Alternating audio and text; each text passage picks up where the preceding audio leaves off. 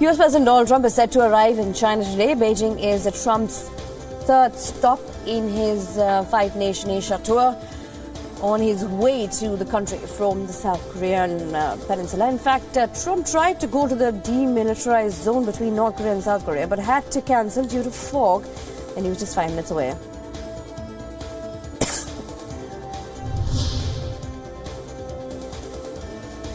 According to the Philippines Defense Ministry, the country has begun upgrading its military facilities in the disputed South China Sea to assert Manila's claims in the strategic waterway.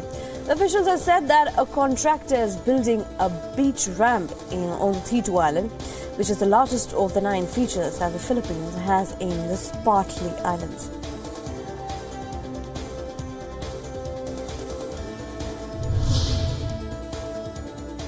Syria has become the 197th nation to sign up for the 2015 Pact on Global Warming, making the United States a standalone country that has declined to be a part of the 2015 Climate Accord.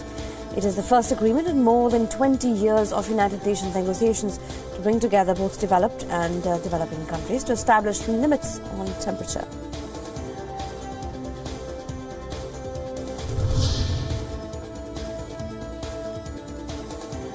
The United States has urged the United Nations for action against Iran over firing of a missile by Yemen. This as Saudi Arabia has accused Iran of an act of direct military aggression by supplying missiles to rebels in Yemen. America's ambassador to the United Nations, Nikki Haley, has said that Iran had supplied a missile to the Houthi rebels in Yemen, which was fired into Saudi capital Riyadh in July.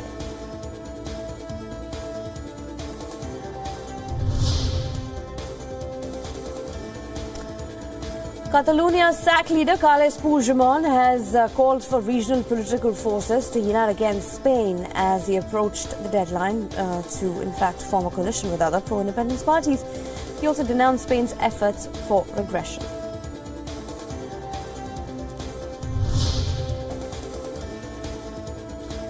The European Union has revealed that US lawmakers plan to ensure compliance with the Iran nuclear deal. Now, this less than a month after US President Donald Trump decertified the landmark deal.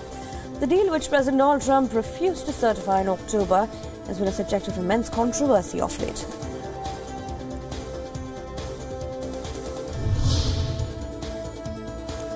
According to a police report, the Texas shooter who gunned down 26 people at a church in Sutherland Springs in Texas had escaped from a mental health facility in 2012, which is the same year that he was convicted by a U.S. Air Force court-martial of domestic abuse.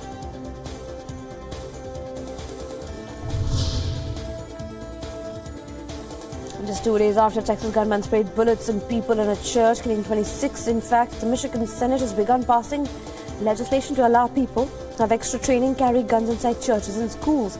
The bill has been approved by committee with 3-2 votes, with the full chamber will vote today.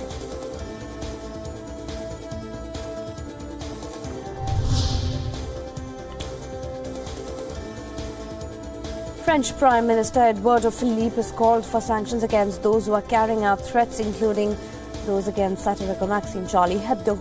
Remember, this is the same publication that was attacked after publishing a controversial cartoon of the Prophet back in January 2015, when a gunman stormed into an editorial meeting and killed a dozen people there.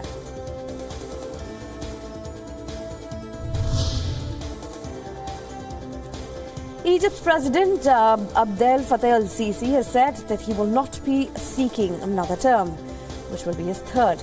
El-Sisi, who came to power in 2014, said that he will, in fact, respect the constitution, which limits presidential time to office to, in fact, a 4-year limit.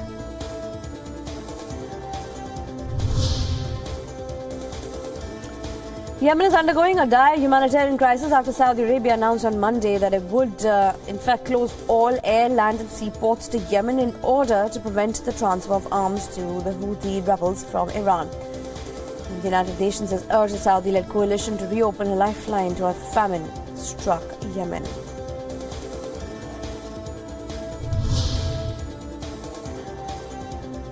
At least 5 people have been killed and 21 others injured in an ISIS terrorist attack on a local TV called Shamshad, the Afghan capital of Kabul. Among those killed was security guard and a female employee of the TV station. The Islamic State has since claimed responsibility for that attack.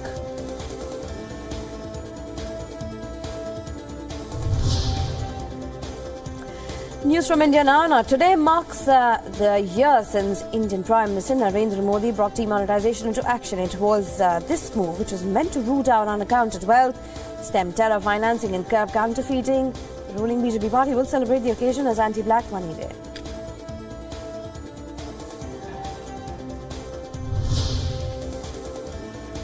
While Delhi's air pollution levels being declared as a public health emergency, all primary schools, both private and state-run, will be shut in the capital today.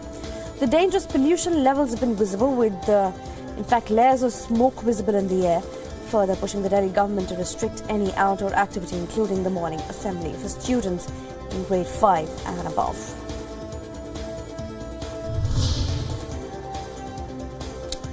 To check air pollution, Pollution Control Board has identified and marked 1,011 cases of subtle burning across the state of Haryana.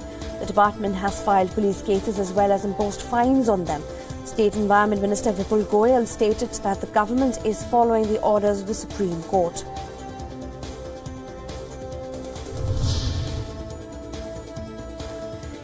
In a reply, the infamous United Airlines incident where a passenger was brutally assaulted, a video has surfaced showing an INDIGO staff assaulting a traveller at a Delhi airport. The incident happened on October 15, but the Minister of State for Civil Aviation, Jayant Sinha, condemned the incident.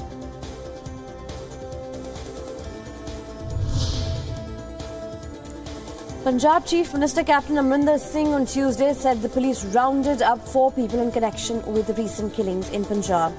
Amrinder Singh said that ISI was behind the killings, which included that of RSS leader, retired Brigadier Jagdish.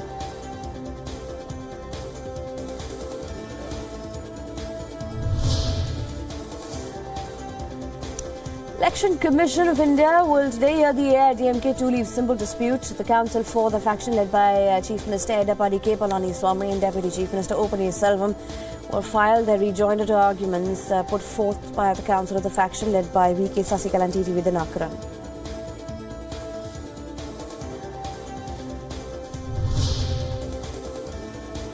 A key stretch of Hyderabad Metro, whose first phase is scheduled to be inaugurated by Prime Minister Narendra Modi later this month, is set for a trial run. In the first phase, a section between Miapur and Ameerpet, a distance of 13 kilometers, another 17 kilometers stretch between, in fact, the two stations have been completed.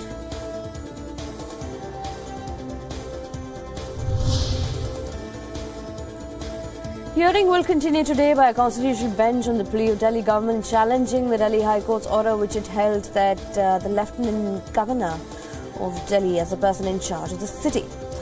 And the plea has sought clarification of the powers of the centre and the Delhi government with respect to governance in the national capital.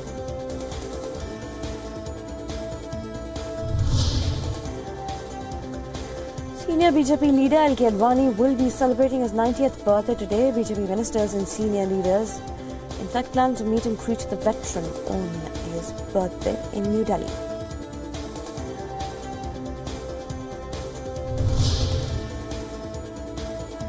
Tensions continued to prevail in Karnataka ahead of the upcoming Tipu Sultan anniversary, with the Congress government keen to go ahead with the planned celebration in spite of stiff resistance from the BJP and the RSS.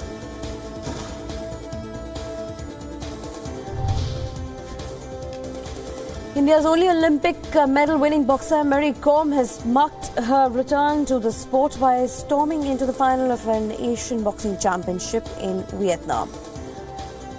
The 5-time world champion is making a comeback after having missed out on a berth at the 2016 Rio Olympics, and she defeated Japan's Suba Sakomura in the semis to set up a summit clash with North Korea's Kim Young-mi, where she will chase a 5th continental title.